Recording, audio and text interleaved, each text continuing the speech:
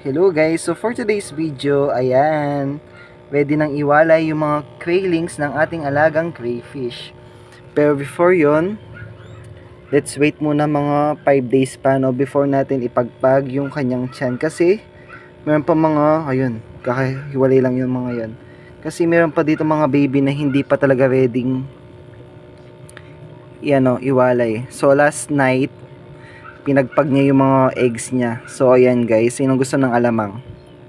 Ayan, pwede ng alamang itong mga baby niya. So yan, hindi muna natin siya ipapagpag kasi sayang naman, baka mamatay lang yung ibang babies. So yan guys, balik na natin siya. So ipapakita ko sa inyo yung mga baby niya. Ayan.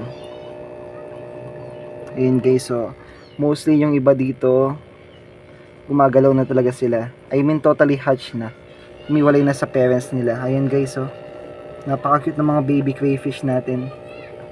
Ayan, ang dami nila guys. Pero I believe mga 500 plus pa yung nasa tiyan ng mother crayfish. So that's all for today guys. So ready na ako sa pagpagan time. After 5 days pwede na to. That's all, bye bye.